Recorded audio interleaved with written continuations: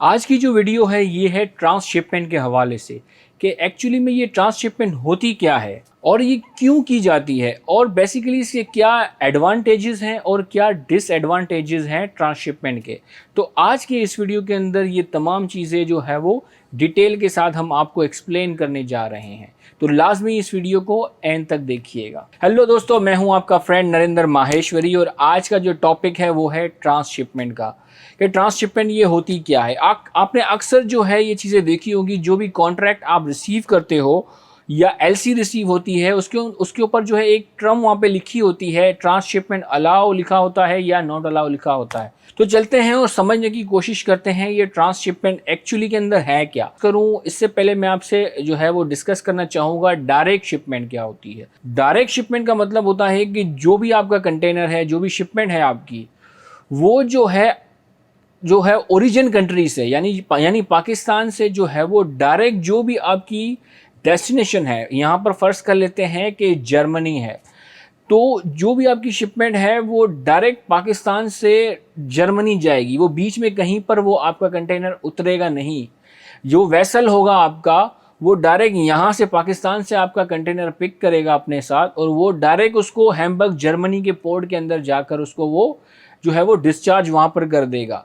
तो इसको कहते हैं डायरेक्ट। और जो वेसल लेकर जा रहा होता है तो उसको कहते हैं डायरेक्ट वेसल। और ये हो गई डायरेक्ट शिपमेंट। अब हम जो है ट्रांसशिपमेंट को समझने की कोशिश करते हैं कि ये ट्रांसशिपमेंट क्या होती है। जैसा कि हमने डायरेक्ट का बताया कि वेसल जो है यहाँ से उठाएगा और इसको डायरेक्ट जो है डेस्टिनेशन पोर्ट पे जाके इसको जो है वहाँ पे डिस्चार्ज करता है। लेकिन ट्रांसशिपमेंट के अंदर ऐसा नहीं होता।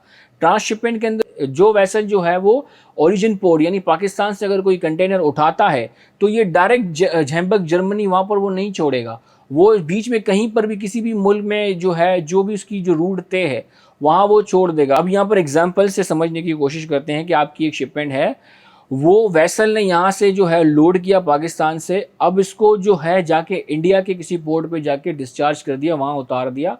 अब इंडिया से कोई और वेसल आएगा, वो वेसल उठाएगा उसको और वो उसको लेकर जाएगा हैम्बर्ग जर्मनी। तो ये हो गई ट्रांसशिपमेंट। बड़े आसान से अल्फाज से मैंने आपको समझा दिया कि जो अगर डायरेक्ट वेसल है, डायरेक्ट आपकी शिपमेंट जो है यहाँ से आपकी डेस्टिनेशन पोर्ट तक पहुँच जाती है बगैर किसी और पोर्ट पे उतरे, तो वो डायरेक्ट होती है। और अगर कोई शिपमेंट जो है वो किसी दूसरे जो है मुल्क के अंदर किसी पोर्ट पे उतर कर कोई और वेसल अगर उसको वहाँ से ले जाता है तो उसको ट्रांसशिपमेंट कहते हैं। अगर आपका बायर जो है आपको अलाउ करता है ट्रांसशिपमेंट तो फिर आप ट्रांसशिपमेंट कर सकते हो, और अगर आपका बायर अलाउ नहीं करता तो उसको ट्रांसशिपमेंट आप नहीं कर सकते हो।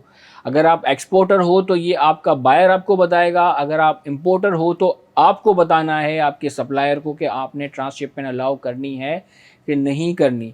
अब हम बात कर लेते हैं कि एज ए एक्सपोर्टर क्या हम ट्रांसशिपमेंट हमको करनी चाहिए और एज ए इम्पोर्टर क्या हमें ट्रांसशिपमेंट करवानी चाहिए। तो ये बात अब जो है डिस्कस करते हैं। अब हम बात करते हैं जो है ट्रांसशिपमेंट की, इसके जो है फ़ायदे और नुकसान की जो है बात कर लेते हैं। सबसे पहले हम बात करते हैं कि ट्रांसशिपमेंट करने के क्या क्या नुकसान हो सकते हैं। देखिए दोस्तों, ट्रांसशिपमेंट करने के सबसे जो ज़्यादा नुकसान है वो ये है कि टाइम कंज्यूमिंग है। जो ट्रांजिट टाइम होता है डायरेक्ट वेसल का वो कम होता है, और जो ट्रांसशिपमेंट करके वेसल जा रहा होता है वो उसका जो है वो ट्रांजिट टाइम ज़्यादा होता है।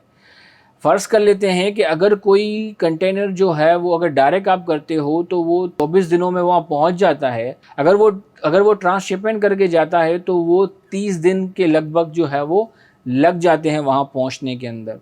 एक तो ये इसके अंदर नुकसान हो गया कि ये टाइम कंज्यूमिंग है। और इसके अंदर एक और सबसे बड़ा नुकसान जो इसके अंदर ये हो सकता है कि ये डिले हो सकता है।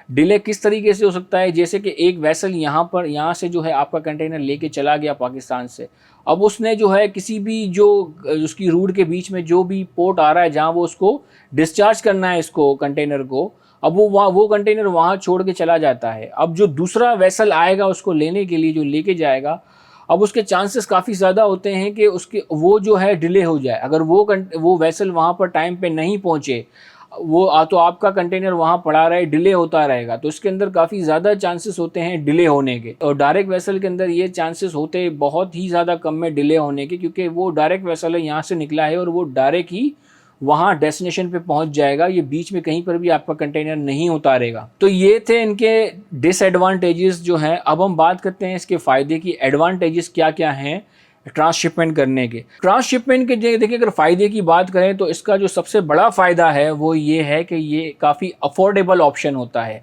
इसका जो फ्रेट होता है वो as compare with direct vessel के कुछ कम होता है।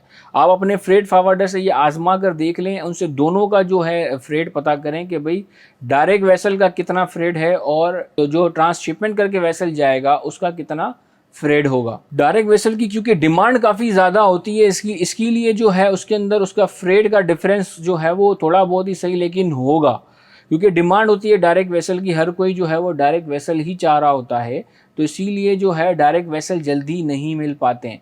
और ट्रांसशिपमेंट अगर आप करते हो तो उसका बेनिफिट ये होता है कि आपको वेसल जो है वो बहुत जल्दी मिल जाते हैं, क्योंकि काफ़ी ज़्यादा जो वेसल्स हैं वो ट्रांसशिपमेंट करने वाले जो वेसल्स हैं वो काफ़ी ज़्यादा और इजीली अवेलेबल होते हैं। डायरेक्ट वेसल जो है वो जल्दी नहीं मिलते, काफ़ी मुश्किल से मिलते हैं। अब यहाँ पर सवाल पैदा होता है कि भाई हमें ट्रांसशिपमेंट करनी चाहिए कि नहीं करनी चाहिए एज ए एक्सपोर्टर। अब देखिए, ये डिपेंड करता है आपके बायर क्या चाह रहा है और आप क्या चाह रहे हो। ये दो चीज़ें डिपेंड करती है। अगर आपका बायर कहता है कि उसको ट्रांसशिपमेंट नहीं करवानी, तो फिर आप ट्रांसशिपमेंट नहीं कर सकते, क्योंकि उसकी कंडीशन है वो ये चाह रहा है कि ट्रांसशिपमेंट नहीं करें। लेकिन अक्सर ऐसा नहीं होता कि बायर मना करे। अक्सर जो है, अगर 80% केसेस की अगर मैं बात करूं तो वहाँ ट्रांसशिपमेंट को अलाउ कर दिया जाता है, क्योंकि सबको पता है कि डायरेक्ट वेसल मिलना बहुत मुश्किल होता है। और आजकल जो पीक सीज़न जब चल रही होती है तो वहाँ तो ट्रांसशिपमेंट के वेसल ही मिलना मुश्किल हो जाता है, तो डायरेक्ट वेसल को कहाँ ढूंढोगे आप, तो मुश्किल हो जाती है। तो इसीलिए अभी जो बायर होते हैं वो ये कंडीशन नहीं डालते इसके अंदर, ये आपके ऊपर छोड़ देते हैं कि आप क्या चाह रहे हो, आप डायरेक्ट वेसल चाहते हो या ट्रांसशिपमेंट चाहते हो। अगर देखें, अगर डायरेक्ट वेसल मिलता है आपको तो डायरेक्ट वेसल की तरफ जाएं। अगर फ्रेड में ज़्यादा डिफरेंस नहीं है, आप अपने फ्रेड फॉरवर्डर से दोनों का फ्रेड लें, डायरेक्ट वेसल का भी और जो है इनडायरेक्ट वेसल का भी लें जो ट्रांजिट करके जाएगा, तो दोनों का फ्रेड को कंपेयर करें। अगर ज़्यादा फ्रेड में डिफरेंस नहीं है तो डायरेक्ट वेसल की तरफ जाएं, और अगर फ्रेड में डिफरेंस ज़्यादा है तो फिर आप जो है वो जो है ट्रांसशिपमेंट की तरफ भी चले जाएं, कोई इशू नहीं है। लेकिन अगर ऐसा कोई प्रोडक्ट है जो पेरिशेबल है, खाने पीने की कोई चीज़ है जो जल्दी ख़राब होने का ख़दशा है, तो इस तरह के प्रोडक्ट के अंदर हम जो है यही रेकमेंड करेंगे कि आप डायरेक्ट वेसल की तरफ जाओ।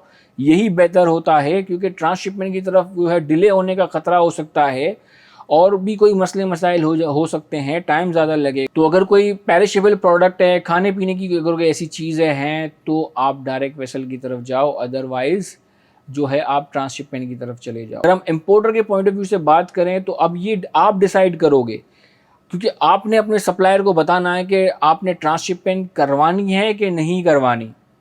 जैसा कि मैंने अभी यहाँ पे बताया है कि ये प्रोडक्ट के ऊपर अकॉर्डिंगली चीज़ें होती हैं कि अगर कोई खाने पीने की चीज़ है या जल्दी ख़राब होने वाला इस तरह का कोई प्रोडक्ट है तो फिर आप कॉन्ट्रैक्ट के अंदर ये लिख दें कि ट्रांसशिपमेंट अलाउ नहीं है, तो वो ट्रांसशिपमेंट नहीं करेगा और डायरेक्ट वेसल ही ढूंढ के भेजेगा। लेकिन अगर कोई डायरेक्ट वेसल नहीं मिलता तो फिर वो आपसे कंफर्म करेगा कि भाई देखें, ये शेड्यूल है, पीक सीज़न चल रहा है शिपिंग में, अब डायरेक्ट वेसल जो है नहीं मिल रहा, और अगर मिल भी रहा है तो 2-3 महीने बाद आ रहा है या 1 महीने बाद आ रहा है, वो आपसे नेगोशिएट बाद में कर सकता है। और ये चीज़ें जो है म्यूचुअली तय की जाती हैं। तो ये चीज़ें मैंने आपके साथ एक्सप्लेन कर दी कि ट्रांसशिपमेंट की तरफ जाना चाहिए कि नहीं जाना चाहिए। तो उम्मीद है दोस्तों ये तमाम चीज़ें समझ में आ गई होंगी आपको कि अब ये ट्रांसशिपमेंट का वर्ड यहाँ भी आएगा तो अब आप कंफ्यूज नहीं होंगे कि ये ट्रांसशिपमेंट क्या चीज़ है। कि अगर कुछ भी आपको पूछना है, जो भी टॉपिक आप चाह रहे हो हमसे कि हम आपके उस टॉपिक के ऊपर बात करें, डिस्कस करें, तो हमें कमेंट्स में ज़रूर बताएं वो टॉपिक, हम उसके ऊपर ज़रूर बात करेंगे। अपना बहुत बहुत ख्याल रखिएगा और हमारे इस चैनल को सब्सक्राइब करना ना भूलें और अपने दोस्तों के साथ शेयर करना ना भूलें। अल्लाह हाफिज़।